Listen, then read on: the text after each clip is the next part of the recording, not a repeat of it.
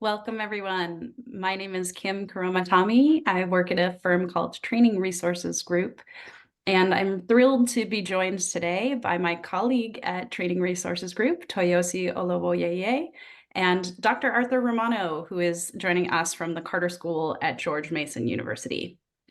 Today, we are here to talk to you about creating a more just, equitable, and sustainable project by applying Kingian nonviolence principles. So this session really combines and draws upon our experience with the Kingian nonviolence principles and key challenges and strategies for individual and organizational effectiveness. It's been tailored with a deep understanding of those like you who work in the international development sector, as we all do too. And we really do think that the Kingian nonviolence framework does provide a powerful grounding for ethical behavior and really can guide our action when working with others around issues of injustice and inequality. The strategies and scenarios that we're going to describe today offer an illustration of our understanding of how Kingian nonviolence principles can be applied in your workplaces. But we do want to acknowledge that the King Center Institute offers their own trainings around dealing with common workplace challenges, problems, and conflicts through the Kingian nonviolence lens. And there are Kingian nonviolence trainers based all around the world, of which actually Dr. Arthur Romano is one. So now that I've offered you a bit of a framing, I want to hand over to Toyosi.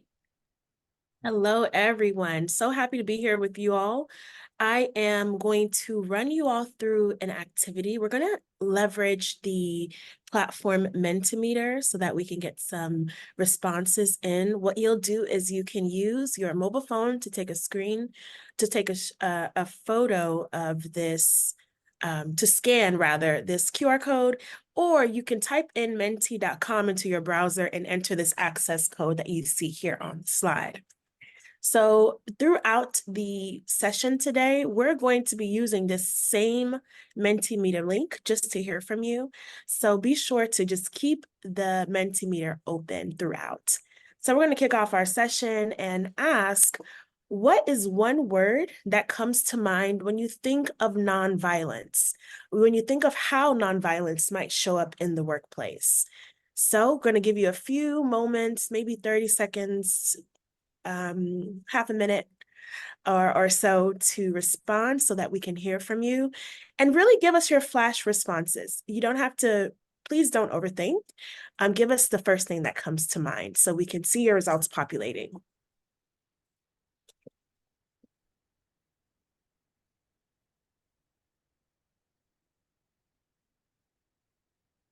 All right, if we can switch over to the Mentimeter voting, we would love to hear from you.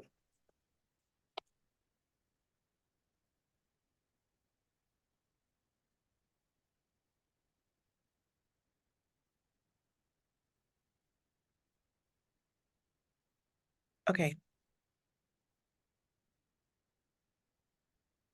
Still waiting for results to come in.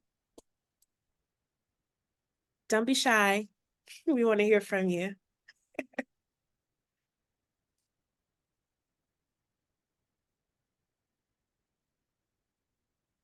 All right. So we're seeing some words coming in for responses. There are about 29, 30 people on this call. I want to see some more words coming in. We have about 5 words: collaboration, justice, respect, persistence, struggle. These are some of the things that come to mind when you think of nonviolence. We have another one, reporting, coming in. So what we'll do is now, since we have some responses populating, you can continue to do that. I'm going to hand it over to Arthur to give us an overview of the history of Kingian nonviolence. Arthur? Thank you. And what a great pleasure to honor with all of you one of America's greatest peacemakers, Dr. Martin Luther King, who was not only a powerful leader, but a spokesperson who offered a vision for a multiracial democracy, for breaking deep-rooted cycles of violence, and for building a more just society. So together today, if we're going to take Dr. King seriously, that means looking at the underlying ideas that informed his nonviolent approach. And it also means, surprisingly, taking Dr. King off the pedestal and understanding that he was like us, someone who grappled with the challenges of his time, his own limitations, and wasn't always sure how we could work together to, in his own words, move a mountain. So I want you to take a look at this next picture here. Can you guess who that is on the right? Some of you may have gotten it. Yes, it's a young Mahatma Gandhi. And on the left, that's Martin Luther King Jr. when he was a child. And biographers describe Gandhi as an ordinary child. And what does that mean? It meant that he was scared of the dark and scared of snakes and ran home on his lunch break for fear of being bullied. This from a person who stood up to the British Empire and its huge military and sent them home without a single shot fired. And as a young man, Dr. King was notably quiet in class when he was in college. He questioned many of his beliefs. In fact, he wrote, quote, "The shackles of fundamentalism were removed from my body." And though his views changed over time, he remained a Christian and deeply rooted in that ethical framework, but he was questioning most of what he knew. Dr. King wasn't initially convinced of nonviolence. He had read Gandhi and found it a powerful method for personal persuasion, but not for larger social change for issues like racial segregation. He later encountered Mordecai Johnson, the president of Howard University, who spoke passionately. And the young King was moved to reread Gandhi. He went out and bought a half a dozen books. And it was in this rereading of Gandhi that he realized that this was not a passive approach. This was not solely about an individual practice, but it was a strongly active approach for addressing conflicts in our lives. And importantly, in building the power we need to change our laws, our organizations, and the wider society. But that was not enough. Nonviolence is a living practice. And he learned that when he met the women leading in Montgomery, Alabama, and the wider community of people stepping up there, that he understood the transformative power of nonviolence. Dr. King learned from Black women like Joanne Robinson, who became active in the Women's Political Council, a local civic organization for African-American professional women that was dedicated to fostering women's involvement in civic affairs, increasing voter registration in the city's Black community, and aiding women who were victims of rape and assault in the area. She had been verbally assaulted by a bus driver for sitting in the whites only section. And she then took a leadership role in organizing and protesting the segregation of buses. And it was there that nonviolence became more than a method to which Dr. King gave his intellectual assent. He said, quote, "I saw it as a commitment to a way of life."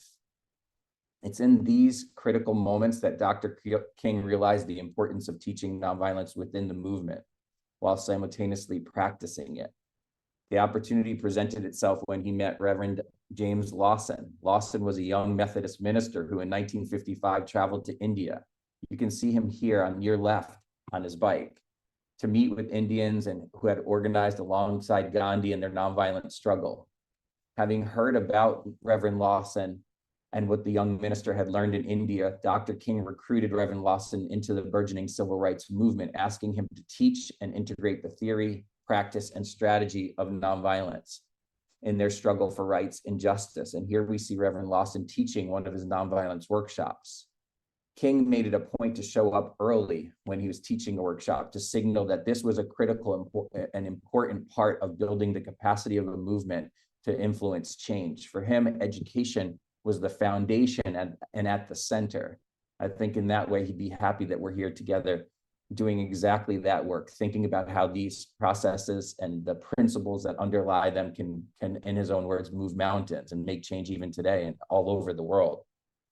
So Dr. Bernard Lafayette, who worked with Dr. King, relays that during a conversation he had in the room with Dr. King shortly before he was murdered in Memphis, that Dr. King said that we needed to, quote, "institutionalize and internationalize the principles and practices of nonviolence." And that's where you and I come in today, in doing that work of internationalizing and exploring the relevance of these today and making these work for people who are dealing with really difficult situations and stepping up and taking risks for change. So let's just pause for a moment and appreciate this very event that we have a chance to come together and think about what this legacy means and what we can do as individuals and in the organizations we work in to influence change. Dr. King said it's important to understand that an injustice anywhere is a threat to justice everywhere, and that we are caught in an inescapable mutual network of mutuality, tied in a single garment of destiny. Whatever affects one affects directly, affects all indirectly. So this profound sense of interconnectedness was not like a rhetorical tool that he used to get us to be good to each other, like a parent that says, if you do something bad, this will come back to you. It was an insight into the very nature of our social and planetary reality, and into one of the greatest challenges of the modern period. Can we, with all our diversity and our own individual identities, live as though we are profoundly interconnected and change our institutions, the institutions that you and I work in, to reflect that reality? And how interconnected are we? So interconnected that someone can get sick on the other side of the planet, and within just a few months, people here lie in bed needing help. So interconnected that an idea, an image, even a playful dance routine can spark interest, and within a few hours, people are sharing it and emulating it all over the world. In Dr. King's book, Where Do We Go From Here, Community or Chaos, he adapted this idea in his final chapter of, quote, the World House. We can go to the next slide. He wrote that in the World House, there's a great new problem of humanity. We have inherited a large house, a great world house in which we have to live together, Black and white, Easterner and Westerner, Gentile and Jew, Catholic and Protestant, a family separated in ideas, cultures, and interests, who, because we can never again live apart, must learn somehow to live with each other in peace. King wanted to describe to the world that we stand at a crossroads, similar today to that time, that we live in the World House, that kind of proximity means that no one should or can be disposable, nor can the environment on which we depend. So now we have ample evidence from around the world that nonviolence works, that it can help us in challenging injustice and finding ways to do exactly that, to work through our differences in our organizations and in our communities and in the World House. Dr. Bernard Lafayette, who worked with King, who was arrested for his actions in the civil rights movement, though, says very provocatively, now that we have so much evidence that it works, the question is not, does it work, but do we know how to work it? You may still be asking yourself, though, how is nonviolence relevant to the organizations and institutions like mine? And we want to take those questions up together today. Thank you so much, Arthur. So I really love this question. How is nonviolence relevant to organizations and institutions like mine? And how can it be practiced on a daily basis through my work, through our work, through my work at the office and my daily life? So what does this mean for us? What does nonviolence mean? And it's essentially what guides our work. It's what guides my work. I'll speak very specifically.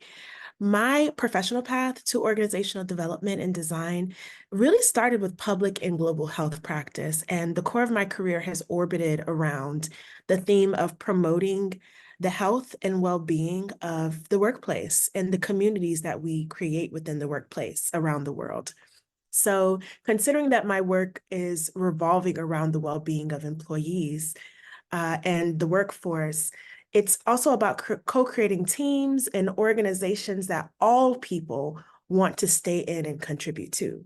So considering that this work is rooted in integrating Kingian principles of nonviolence, we ultimately are thinking about how can we work together to create and sustain positive change. And that's really what the nonviolence work is all about. It's about making a world that is more just, that's more livable and higher quality of life, and a loving place for all people. So Arthur is going to walk us through the 6 principles of Kingian nonviolence. And we will also offer some real life organizational challenges and scenarios for each principle as a guidepost. So we'll see what resonates with you. Now, just to give you a quick overview, we are giving you a quick overview. This is by no means exhaustive, and TRG offers entire programs and workshops and trainings that focus just on the integrating of these ideas in a much deeper level. So I'm going to hand it back over to Arthur to go over principle 1. So the first principle in this system of thought of Kingian nonviolence is that nonviolence is a way of life for courageous people. So I'm going to ask you a question that I often ask groups. How many people here think it takes courage to give birth? How many? So we have some folks right here who raise their hands, and often in a room, the majority of people in the room raise their hand, right? And so how many people in the room have heard of or seen a statue of commemorating birth in a town square or public park? How about a man emerging victorious from war? Most of us have seen these statues of men emerging victorious from war, and not as much commemorations, for example, of the courage of giving birth and other forms of courage. We have specific ideas of courage that are often too narrow. And in cultures that promote violence, nonviolence is seen as weak, impractical, or missed as a possibility or way of doing business altogether. So courage in this context, as we're going to talk about it today, is about moral courage, the courage to stand up for what's right, the courage to take a reputational risk with colleagues, even with friends or family, the courage to reach out across lines of difference, the courage to withdraw consent or support others who are doing the same. There's some good news, though. Courage develops over time. We're not born courageous. We become courageous. And that happens through a process incrementally that includes intensive and rigorous study, training, and learning from people who are putting nonviolence into action, just like Dr. King saw when he arrived in Montgomery, and he learned from those women who were putting it into practice. So we're also not alone when we do this. We become courageous in communities of practice and with other people who are stepping up. Mm-hmm. Thank you so much. So I really love that last line. We become courageous in communities of practice. So keeping that in mind, we're going to launch our second question rather, on Mentimeter. You can refer back to the same page that you had before. And the question for you all is, how do you lead courageously in situations that are challenging and morally urgent? How do you lead courageously in situations that are challenging and morally urgent? So I really want you all to take a minute to consider and enter your thoughts into the Mentimeter, and I'll read out some of the responses that we get. So I'll give you a quick Jeopardy minute to enter your responses.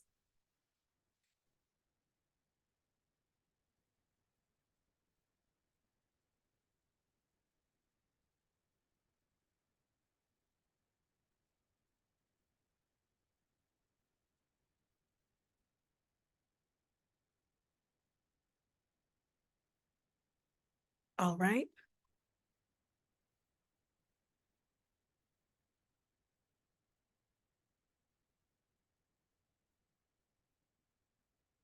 Just a few more moments.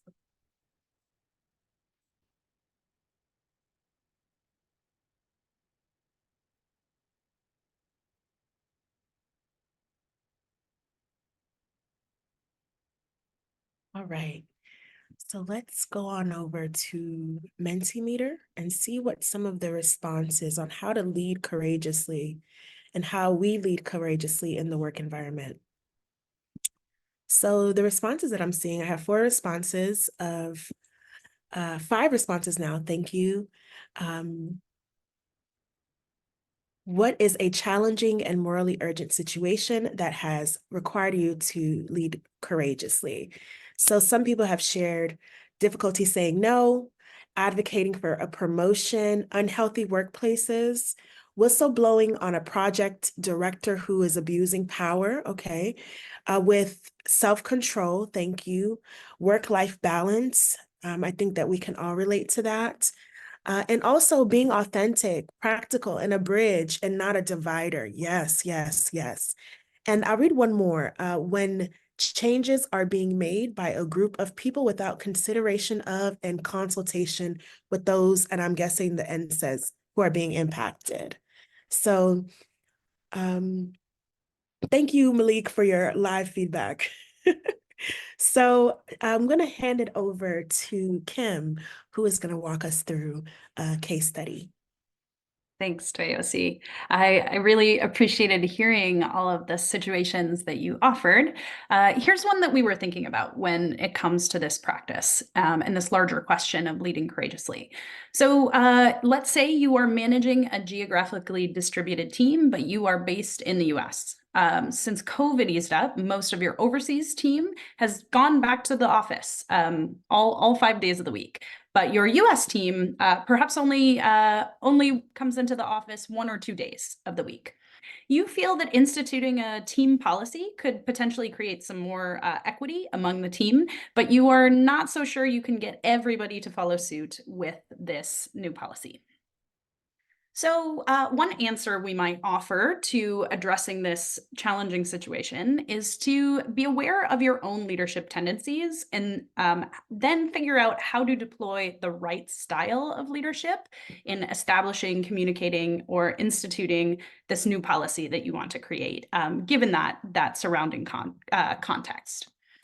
So from our perspective, being skilled in adaptive leadership or adaptive management really does give you the ability to unlock levels of courage in situations that require moral and ethical conviction. We offer this as one example of how Principle 1 could be a guidepost for how you choose to lead.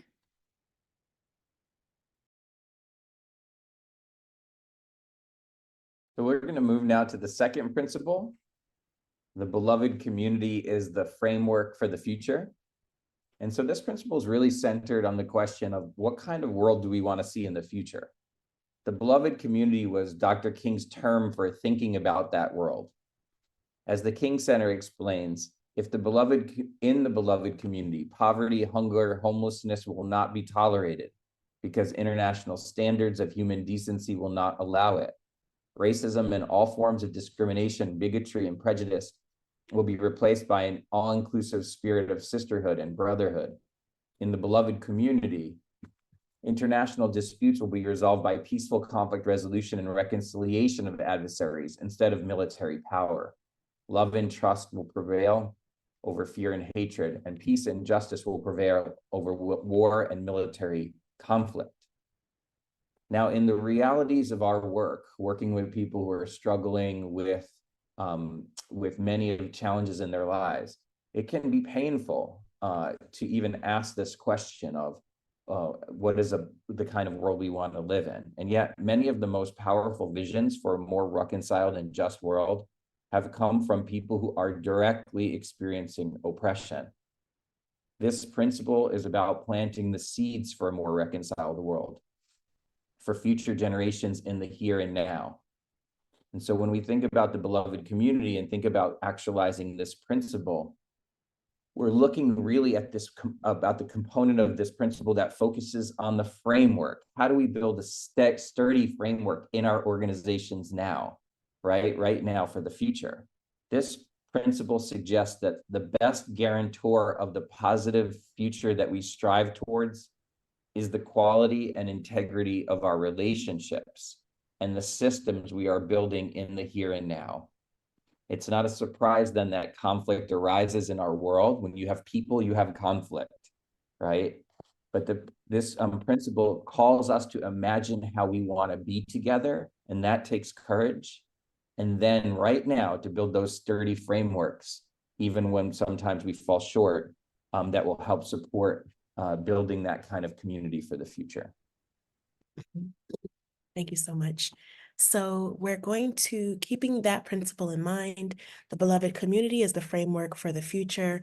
We want to ask you another question. You can respond to us via Mentimeter. And the question is, how can you actively and deeply listen to someone else's point of view, especially when when what they're saying may be hard for you to hear? So how can you really listen deeply, even when the content of what's being shared is a hard listen?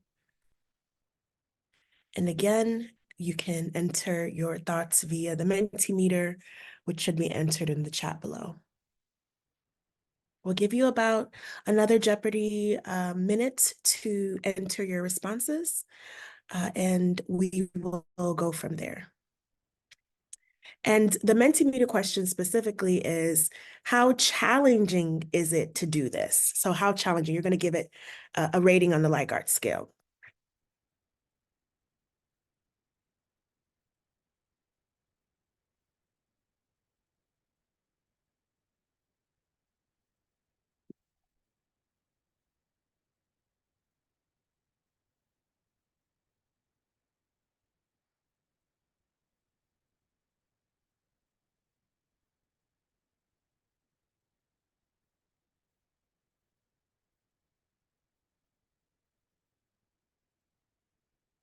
All right, so we're seeing some responses coming in, and we're kind of like in the middle. In your current workplace, how difficult do you find it to actively and deeply listen to someone else's point of view? So we're kind of in the middle, teetering between 2 and 3.2, I believe 3.5. So it seems like there are some situations that it feels a bit easier to engage and listen, while there are equally extremely challenging situations to engage that deep listening. And I think that that makes plenty of sense. But what we're walking towards is deep listening that we can engage fully in. So I'll hand it over to Kim to give us some frameworks around that. Thanks, Toyosi. Here's the scenario that we might offer in relation to this larger question. You have recently started working with a group of individuals whose backgrounds are quite different from your own. Some of them have life experiences that you can't relate to, and others hold perspectives and opinions that really challenge your worldview. You are struggling to effectively engage across these lines of difference. So one model we would offer is in the concept that we call radical listening. So if you think about a moment when you were able to build a relationship and learn something new with someone else across a line of difference, be that race, class, gender, sexual orientation, or ability, probably that was possible because it involved one of these elements of radical listening: listening to understand, listening without judgment, listening with openness to be changed, or listening to hear without pre-written scripts. So we offer radical listening as one example of how Principle 2 can be a guidepost for how we can learn and engage with others, especially across lines of difference, in a way that builds this beloved community.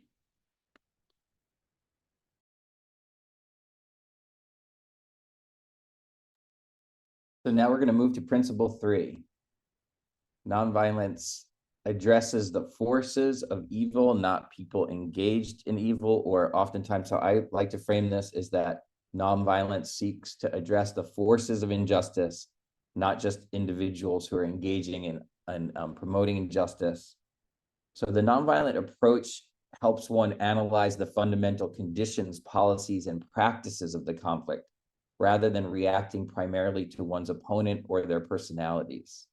So this is not just about how people are playing the game or choosing to play the game, but about the very rules of the game and how it pushes people to be engaged in conflict in specific ways. And Dr. King took a very strong stand in guiding our gaze and thinking about what are some of those underlying drivers of conflict. He talked about what he called the triple evils driving injustice and violence in the world: racism, economic inequality, and militarism. And Coretta Scott King added the importance of addressing sexism and also protecting the environment. So those of us working inside institutions have a role to play in changing the systems we're a part of. We're often actually uniquely positioned to reduce barriers to access and find ways to democratize knowledge that we have access to that others might not. and to take an active approach in standing with people who are working to address these issues of injustice and are most impacted by them.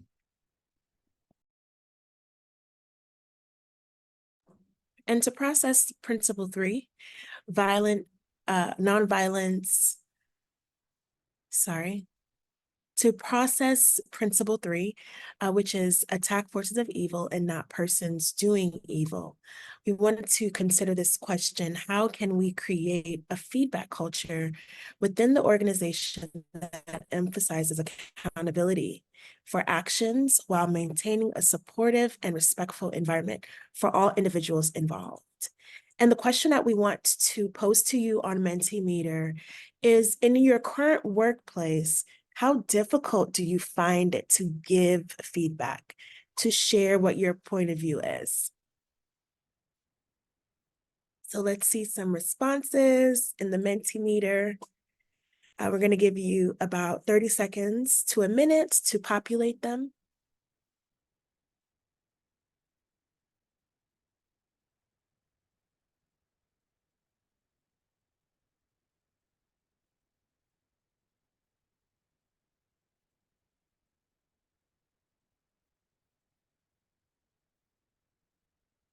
All right, and if we can switch over to Mentimeter to see what results are coming in. So it seems like you all are experiencing more on the extremely challenging side. So we're seeing 3.6 to 4. And so you're more on the right-hand side, where you are finding difficulty sharing and giving feedback. And that's really, really normal. And at TRG, we have a number of offerings on giving feedback and receiving feedback. It's really critical for it to go both ways. Over to Kim. Thanks. So here again, we have a scenario for you. Let's say you are a manager leading a team tasked with implementing a new diversity, equity, inclusion, and accessibility program, and you're encountering some obstacles. So despite efforts to engage managers across departments, some resist the initiative, viewing it as a threat to the status quo. There's skepticism among certain team members about the effectiveness of the proposed strategies, and others remain indifferent to the importance of diversity efforts. So one way to think about this question is with models for giving and receiving feedback, perhaps something that could be embedded within efforts to better train managers and supervisors around how to have these conversations with their teams.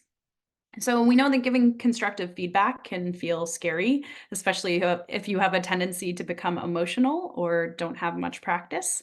I know it can be really scary for me to give feedback. And then on the other hand, receiving feedback, a lot of people, there's a wide range of receptivity towards feedback. And as much as we can all perhaps appreciate how much feedback is a gift, it can still be challenging to receive it in the moment.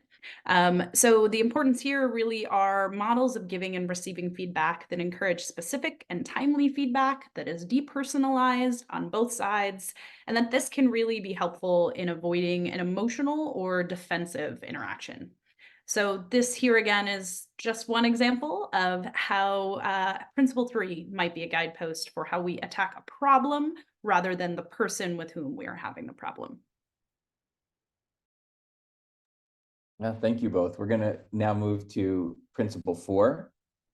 And this is one of the most provocative and sometimes, I think, challenging of the principles: to accept suffering without retaliation for the sake of the cause to achieve the goal. So many of you know the power of sacrificing for a long-term goal already. So some of you right now are taking care of a loved one that's sick or an elder that needs you. And some of you are coming home after an exhausting day of work and signing in online to take classes or to head to campus. Some of you have small children that you're investing your love in and trying to prepare to live a meaningful and healthy life for years to come. At the heart of nonviolence is the commitment that self-chosen suffering can be redemptive and can help a movement grow.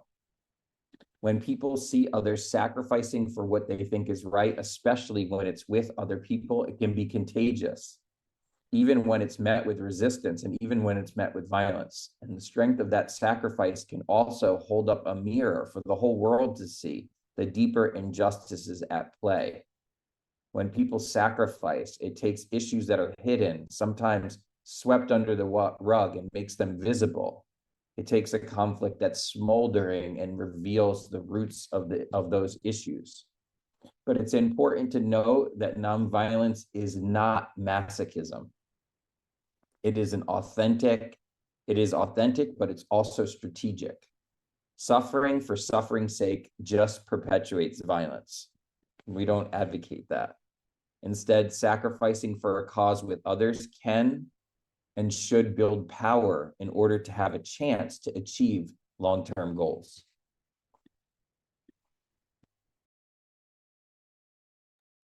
Thank you. So we're going to analyze this principle by asking ourselves, how can I identify opportunities to use my power and my privilege to stand with groups that have been historically marginalized? And you can get into the Mentimeter and ask yourself, or answer the question. Let me make sure I pull it up. In your current workplace, how much have you made personal sacrifices to stand with groups that have been historically marginalized? So in your current practice and in your current workplace, how have you made personal sacrifices to stand with groups who have been historically marginalized? So we're going to give you a few moments to consider.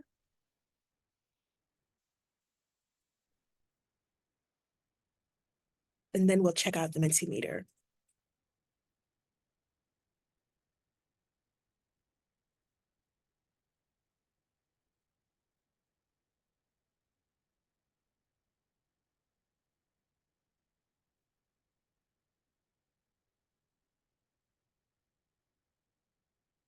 All right.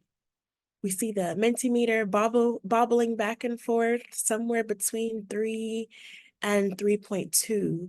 So just above average. And I think that is very indicative of the group that we're here with. You're very likely, if you're in the session, you're thinking about it. So that's a bit encouraging. So continue to look for opportunities where we can leverage our power and our privilege. So thank you so much. Handing it over. So a scenario that we thought about in relation to this larger topic is at your organization, a group of staff is advocating for changes to address what they identify as longstanding issues of inequity in HR policies and procedures. You and many others on the leadership team are hurt by the implication that the policies you help to put into place are discriminatory or harmful. You're having daily conversations about these potential changes and are concerned about your ability to keep everybody happy. So the model that we would offer here is one of having a growth mindset. A growth mindset means you can accept that you don't know it all. You can embrace failures as learning opportunities. You're able to genuinely consider other perspectives and step out of your comfort zone. These actions can seriously challenge our egos and at times feel painful, but they are really important, not just for personal growth, but also in advancing our collective interest in the beloved community. So having a growth mindset is that important foundation for examining our power and privilege and identifying ways to use it to show up for marginalized and underrepresented communities, while also perhaps admitting when we've caused them harm.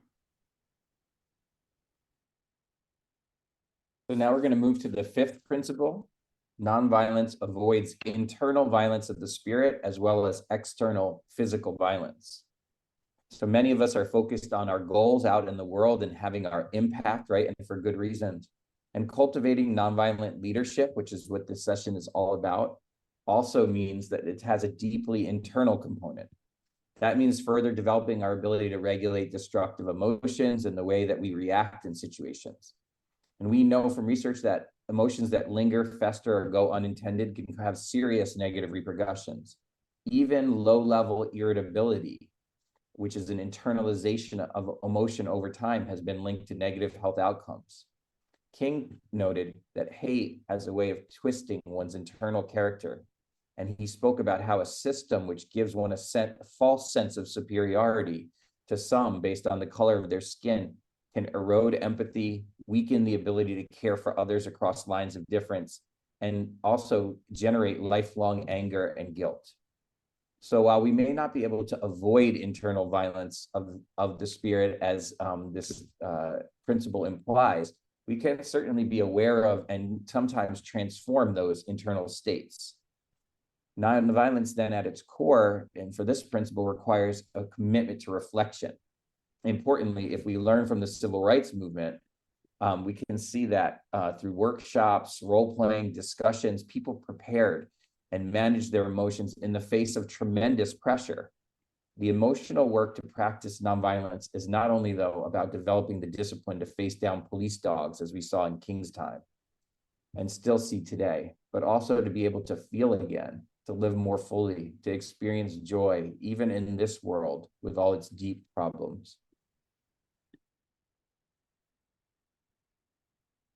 All right. So we're going to process Principle 5 with the question, how do we adopt some self-care practices so that we can show up to work as our best at our best? And the Mentimeter question is, what are some of the self-care strategies you use to revitalize yourself so that we stay in the spirit of self-care? So we'll give you a few moments to respond, and then we'll pull up our Mentimeter to see what you all are getting into to keep yourself refreshed.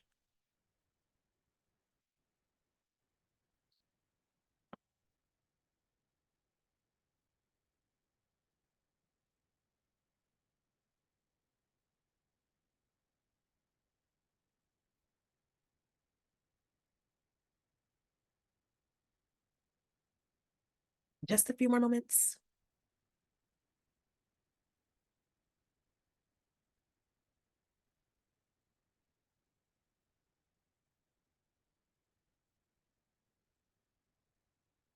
All right, we have some bibliophiles in the room. Ditto and same. We see news, moratorium, daily time outside. Oh yes, I love sunlight. Therapist, ditto. Taking breaks, know when to take a beat. That's very important. Transparent conversations with colleagues about how we're doing. Yes, community practice. Dancing, yes. Go outside and feel the sun, exercise. Running is my outlet, the endorphins. The runner's high is nothing to look down on. It's a very great experience. Daily time outside, I read that. And making a meal. You all have really great things in your toolkit to keep yourself refreshed.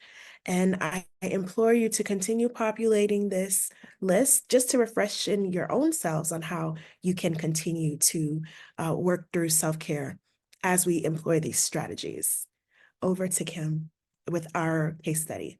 Thanks, Tayasi. You know, you've offered some really great self-care strategies here, so perhaps we don't need to go over the scenario we're offering. Essentially, it is one of being stressed, working late hours, working way too many hours in a week. I think many of us have been there. And so one model that we would offer for this is the one around energy management, where individuals and organizations give more attention to how people are managing for different kinds of energies: mental, physical, spiritual, and emotional. So research shows that when we lose the ability to spend and renew these four energy types, our performance suffers. And so our ability to achieve our goal suffers, and the culture we're a part of also suffers. So when we're mindful to have some balance in our physical, emotional, spiritual, and mental energies, we're better able to show up as individuals. Thank you. So we're going to move to our final principle here. Nonviolence believes that the universe is on the side of justice, We can go to our next slide. And I will leave you with some of Dr. King's words. When our days become dreary with low hovering clouds of despair, and when our nights become darker than 1,000 midnights, let us remember that there's a creative force in this universe working to pull down the gigantic mountains of evil, a power that's able to make a way out of no way and to transform dark yesterdays into bright tomorrows. Let us realize that the arc of the moral universe is long, but it bends towards justice. That is really one of my favorite quotes, especially that last line. And we're going to stay in the spirit of Principle 6 by considering the following prompt. How do we stay committed and resilient in the face of vulnerability, in uncertainty, complexity, ambiguity, and darkness? And the question on Mentimeter is, how challenging have you found it to stay committed and resilient in the face of vulnerability, in the face of frustration and uncertainty and darkness? So let's take a quick moment, not too long since we're pushing the end, to enter our responses. Georgia, can you bring up the Mentimeter just a little or sooner so we can see them coming in? All right.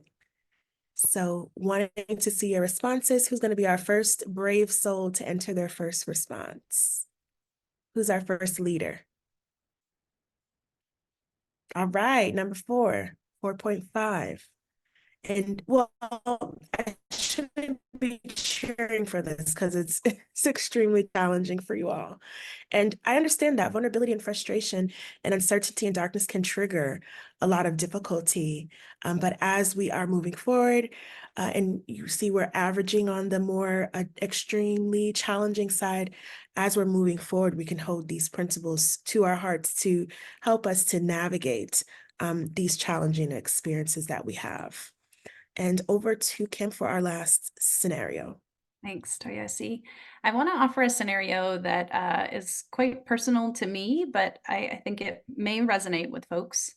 So working in international development, you are constantly bombarded with the impact of international conflicts, human rights violations, lack of access to basic needs, political disenfranchisement. The list goes on and on.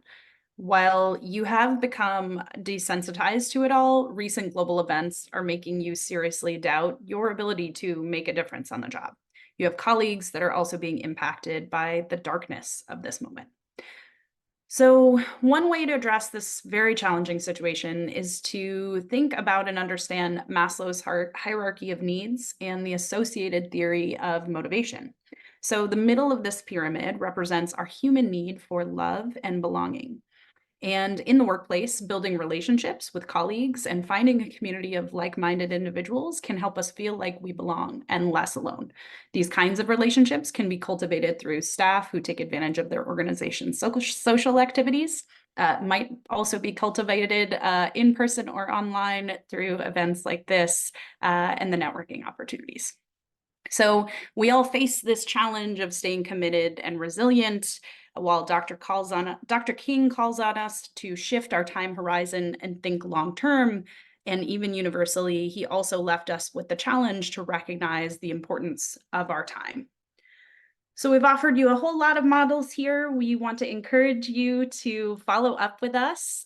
You can find Dr. Arthur Romano at the Carter School if you want to learn more about, and please buy his new book. It's really fantastic. You can reach out to TRG if you want to learn more about the models. And over to you, Arthur. We can close with Dr. King's word. If we can play the video, we'll end our session with Dr. King's words. And we thank you all and look forward to hearing from you and wish you the best in your future work. Hope these principles serve you well. Somewhere we must come to see that social progress never rolls in on the wheels of inevitability. It comes through the tireless efforts and the persistent work of dedicated individuals, and without this hard work, time itself becomes an ally of the primitive forces of social stagnation. And so we must help time, and we must realize that the time is always right to do right.